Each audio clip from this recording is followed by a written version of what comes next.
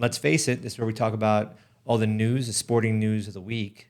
And there's actually a bunch of people this week in the news. Yeah, but they're quick. For example, Baker Mayfield got moved from the Panthers to the Rams because the Rams are in desperate need of some kind of talented quarterback. I mean, I don't know how talented Baker is anymore, but he's going to step up from their third string. So they brought him on. Not really sure if he's going to play tomorrow. We're recording this on Wednesday.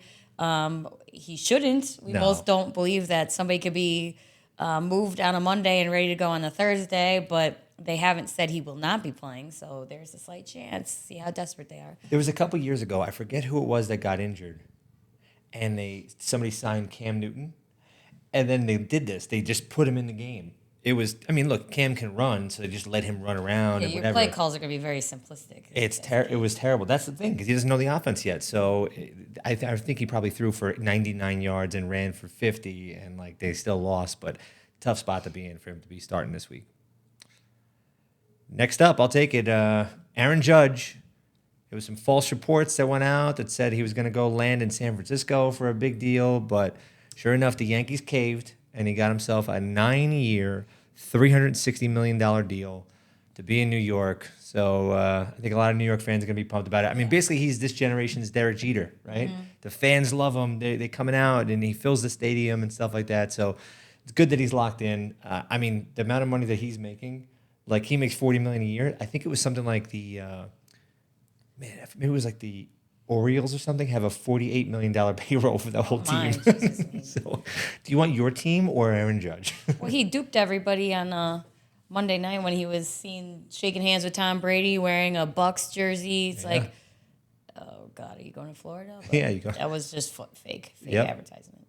All right, very quickly, Odell Beckham Jr., we've been talking about it. You've heard about it. He's been checking out, the Bills, the Giants, and the Cowboys.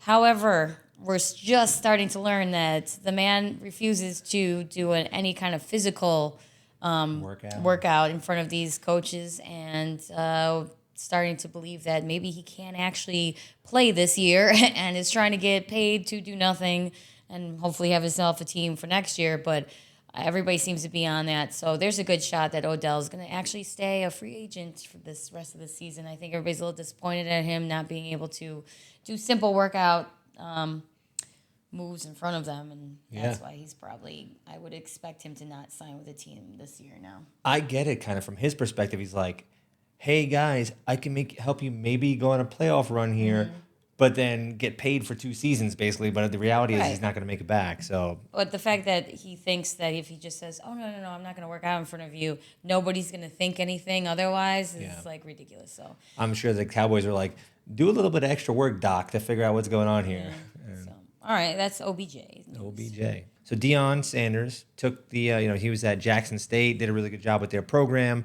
And then he just took the job at Colorado, University of Colorado, the Buffaloes, unrelated, but as the Colorado Buffaloes, and thieves, and so immediately, right? He's now at a bigger time program than Jackson State was, and he's got a bunch of recruits, like big time recruits, like the top guys in high school that are coming out, and he went in front of the team that exists in Colorado, and he just basically said, "I'm coming." And he said, yeah, I'm coming. And he's like, you better, like, shit's going to change around here, blah, blah, blah.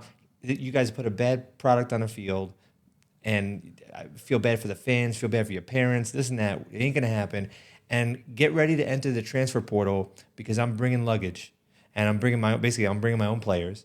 And he's like, and it's Louis. Because he's got the good players, the 5-star recruits. You don't play good. Yeah, so I'm sure he's going to do well for that program for sure.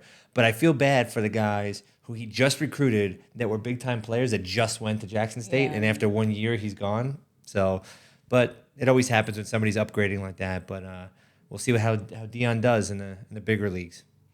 And then we have Jimmy G, Garoppolo, 49ers quarterback, got hurt this weekend right away, playing against the Dolphins. Thank God the Dolphins still lost. I don't know. That's terrible on the Dolphins' side for losing against a backup quarterback because I was putting all my money in on the 49ers. Still came to be. That was a good bet. It covered. But He ended up breaking his ankle, I believe. He's going to be out for the season, possibly coming back for the playoffs. Yep. So, Yeah. but then you got this whole question of, do you have Purdy, the backup quarterback? Like, if he does well and he brings them to the playoffs, do you kick him out and when they get to the playoffs or to the Super Bowl and say, okay, Jimmy G's back? So they're going to have a lot of decision making to do, I think, at that point. We probably should have put his face on there, Mr. Irrelevant. Yeah, Mr. Irrelevant. The last guy taken in the NFL draft. I mean, he did pretty well, good enough for people to be talking like that so we'll see what happens there. Justin Verlander landed with the Mets, so they had a big signing this week, 2-year deal, $86 million. So that's as much as they lost DeGrom, which is their guy, and we know a lot of Mets fans back home. Shout out to Noobs, Mike Jr., Brendan out there, all these Mets guys, Pally. And, at least now you got, what would you want? Because DeGrom wanted a longer deal. They got this guy who's a stud, but you only got him for 2 years. So you're still paying him a lot of money, but you're not paying him for longer than he's going to be good.